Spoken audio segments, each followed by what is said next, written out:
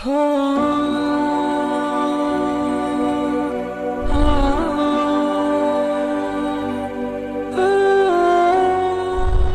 name's Yusuf. I'm 52 years of age and I've been a Muslim for 27 years. Ethnically, I'm from an Irish stock with a bit of English in there as well. Father was Catholic, my mother was Catholic, although only nominally Catholic. They didn't really take it that seriously. We didn't have any religious upbringing at all, no education in terms of religion, and we lived our lives as we saw fit, as our desires took us, we went. My mother and father used to give me some indications of what is right and what is wrong, but very, very little in the way of religious instruction, so we were free. Basically, I left school at the age of 15. I ran away from home at the age of 15. My father had already left home when I was 4, and the last thing I said to my father was, "Dad, you better leave because my mum doesn't like you anymore." You know, so that was the last time I saw him as a child until I was 24. I went to seek him out after that. That was part of the journey for me to find myself, because once I'd left home, I started traveling a lot. I started broadening my horizons, meeting people. I'd always ask lots of very difficult questions, and usually people would, come back to me saying, "Why do you ask so many questions? You're so annoying. Get out of here," you know. But I kept asking questions because my idea was that I'm on this amazing journey with thousands of people around me, millions of people around me, and I should be asking them, like they should be asking me, what's it all about? Where's this journey taking us? You know, has someone got a roadmap? You know, where's the sat nav? You know, so yeah, I mean, I spent years and years and years asking and traveling and asking again.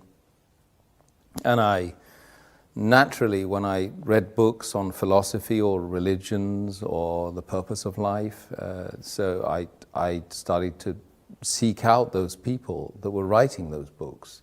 So I met the Christians, I met the Jews, I met the Buddhists, I met the Hindus, I met everyone apart from Muslims, by the way, because I didn't even know what Muslim was or Islam was at all at that time.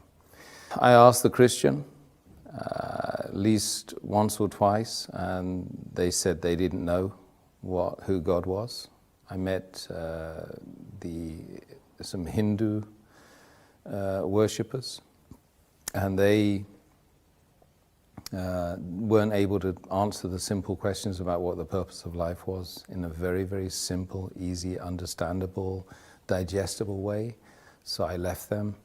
I met the Buddhists, and I started doing Buddhist meditation for at least 3 months. I was doing, and it made me feel good, you know. So I didn't leave off the Buddhist meditation, but I asked the question. I popped the question one day, and I said to one of the guys who happened to be he happened to be white,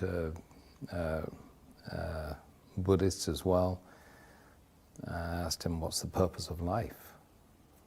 So he was stirring his herbal tea at the time, and he got round 15 rounds of stirring, and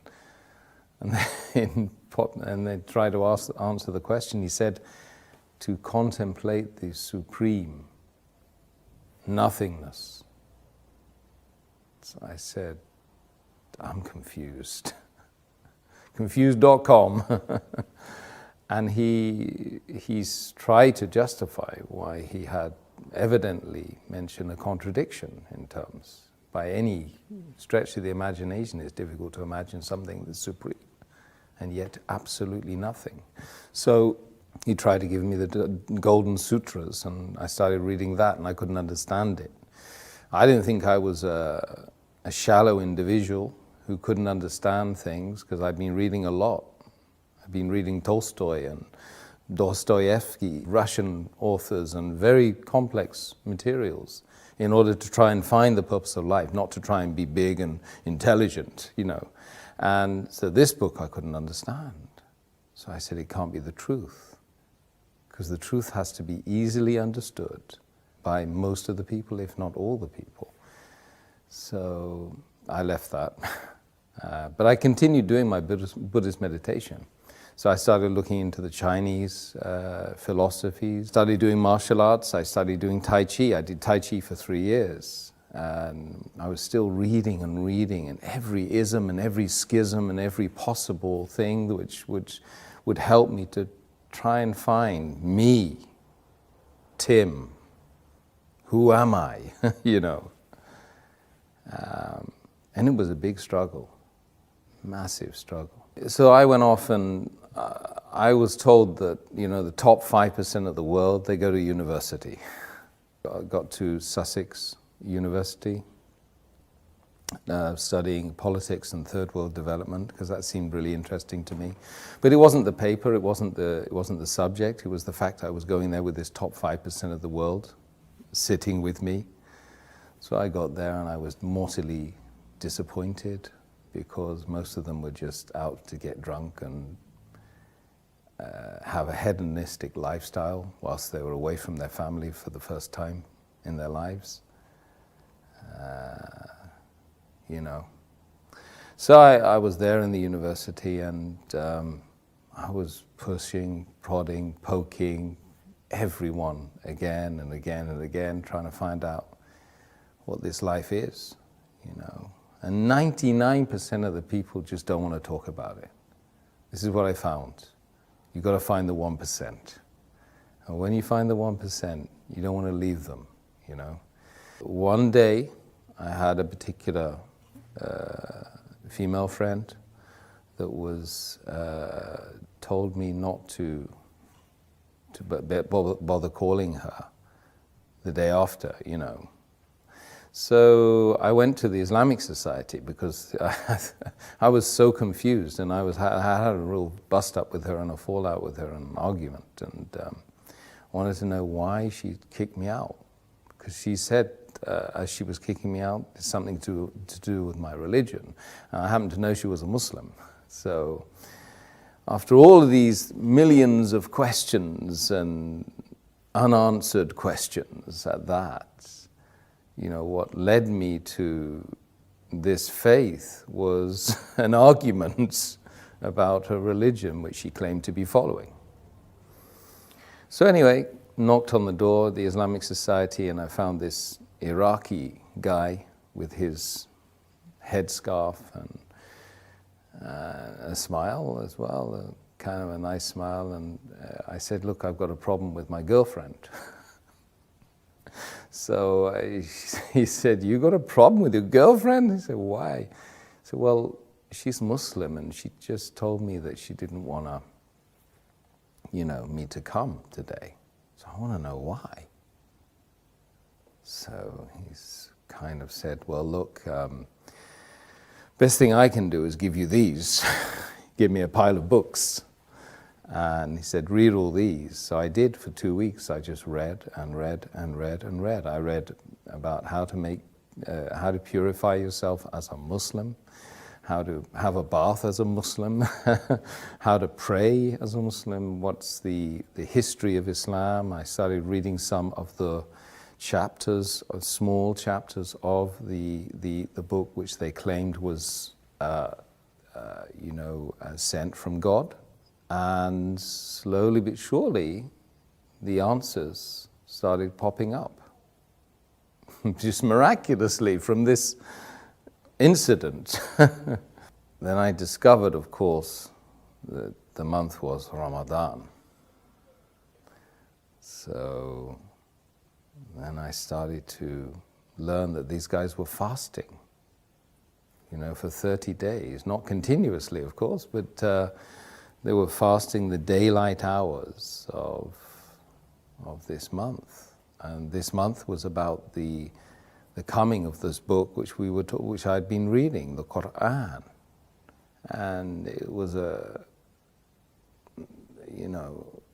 revelation to me at the time as well, because of course I never knew Islam, Muslims. That was the first time I heard about Islam, but I never ever knew that Islam was a way that white, Catholic people like me growing up in Britain could possibly accept.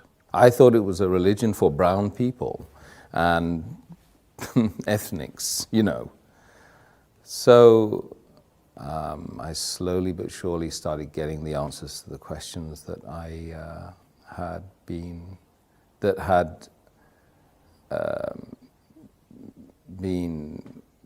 dominant in my life, for that 10 years. And I couldn't sleep. Days and nights would go by where I couldn't sleep. There were moments when, I just think, what's the point of this life without knowing, without having any certainty about a direction, about a purpose? What's the point? I mean, would anyone go on a journey without knowing the destination, the purpose? Absolutely not. This is plaguing me every day. I would be looking at the stars, and I would be literally crying every night, crying myself to sleep, because you're tiny, and this is huge, and this has a game plan. This is more than just a mere coincidence, a mere happening, something that's just happened out of nothing. This is by design. And you have to find the purpose. So you come across this book which answers all of the questions. You don't like what you read. Some of it you don't like. But it's kind of good for you, right? You realize it's good for you. And it was probably the third week of Ramadan then. I was reading that, and I was watching these guys. They were fasting and they were praying in that place 5 times a day in that center. And I would join them and I would be doing the prayers with them, but I couldn't really know what was going on, but it felt right. And one day I woke up and I said, look, I'm going to fast today, because the fasting is the thing that really seemed to be very attractive, and it was a challenge for me, and I thought it might help me on the journey. So I prayed. I started fasting that day, and it was like somebody had removed the blindfold. They'd unlocked the door. They'd removed the earmuffs, and I was able to think clearly.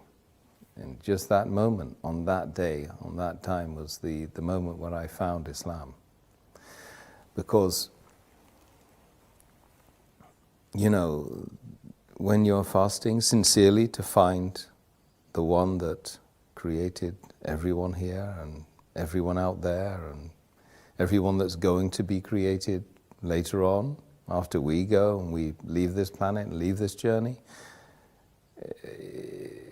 is the ultimate sacrifice when you give off your food and give away the luxuries that you have and the water, and you do it sincerely, seeking the face of the one that created you, is the moment when you found yourself, So that was that day. That was the day, and I hadn't taken what was called the Shahada, or the declaration of faith, because I thought, well, God knows me better, so why would I bother, Anyway, I went on right until the end of Ramadan, and one night I was just super aware of myself, of being like needing to get rid of the past and start something new. It just felt like that. So the whole night I was just like, I was making this ritual ablution, watching, because I was reading it all the time in the books I had with me, and trying to get rid of something that was in the past. And then in the morning, very early in the morning, I just walked. I went up and I started looking for a mosque. I went into a mosque. I got to the top of the stairs and the guy grabbed hold of me and said, "Look, what's going on? What are you here for? Can we help you?" I said, "Yeah, I've just come to embrace Islam." He said, "Well, we don't know you. I mean, we've never seen you. What do you know about Islam?" Well, said, "I've been reading about Islam for the last 2-3 weeks, in fact, and I've been fasting as well." So they were quite surprised, and they said, "Well, have you washed?" I said, "I've been washing the whole night, man." I made the declaration of faith, and then I kind of got hugged by 300 men, and I'd never been hugged by a guy before. Not even my father, I don't think. I remember feeling that it really was a very amazing moment, and it was unlikely that I would feel that way again. That feeling of elation, the feeling of actually I felt very relieved, because imagine spending 10 years searching and searching for something which you don't even know what that is. It's not like you go on, you search for something, right, which you know, and you pretty much know where you drop that thing. So you've got a very small area that you can check, from home to work, back to school. Yeah, I can retrace the journey. But with something like the purpose of human existence in a sea of 8 billion people with millions and millions of potential miles you need to travel, and that took me 10 years. I was 25 or 26 at the time I embraced Islam, and so the feeling was amazing. It was something which is groundbreaking. And then, of course, ever since, we've got all the challenges of being a person who does claim to believe in God. So I didn't really have any concerns about, taking that plunge and becoming a Muslim, because I was doing it sincerely to try, and if I didn't do it, what was I going to do instead? I would, I was destined to fail, to literally become an alcoholic, or to be a person that would just live their life as a hermit. Literally, that's the way I was thinking at the time before I embraced Islam. So I didn't really have any hang-ups about accepting something that was going to really, truly speaking, help me here. It doesn't matter, the external didn't matter to me. At that point, I would do anything to find the truth. And there's a lot of people out there like that in this world. I've met lots of them. And they genuinely good people. They have that feeling in their heart. They really want to spit it out. But really, there's nothing to be fearful of. Rather, that you should be fearful of the fact that you're not being sincere to yourself, true to yourself. That creates mental conditions. There's a lot of people that have psychosis and mental issues because they're not true to themselves. What their heart and their soul is telling them, they're not doing that. And this is, we call it hypocrisy. We mustn't be hypocrites. A community of Muslims practicing the faith of Islam is a family that most people don't have. And I gained that family. It's 1.6 or 1.7 billion people worldwide. I go and visit them. I can just say, peace be unto you, in a gathering of people in a room, and I've got potentially 1,000 invites right in front of my face, if I go and pray in a mosque in wherever it is, Abu Dhabi or Kuwait or America or France. So that's the community that I never had. And I yearned that community. I remember when I married my wife, I said, I need to marry into a family. I need a family. because we increasingly in the world, not just in the Western Hemisphere, we're lonely. You know, 40% or more of the population of London lives on their own. That's shocking. People don't even know their neighbors. This is just London. London, number one capital of the world, right? That everybody loves to be part of. But people are not part of each other, you know, they're distant from each other. So I believe that the greatest thing that the faith of Islam gave me, apart from the massive direction and being able to have secure in the fact that there is a purpose. I don't need to go out to the pub and get drunk anymore. If I want to get drunk, I just pray. You know, if I want to find direction, I've got the sat-nav. I've got the map. If I want to know anything about the faith, I rest assured I can go to someone who knows about the faith and they will give me direction as well. And I have that massive, beautiful, unending family. And if you find the right members of that family, then you feel great. Let's just be brutally frank. We need to know who we are, where we're going, who created us. We ask ourselves these questions on a daily basis. Even if we don't vocalize it, we certainly think it.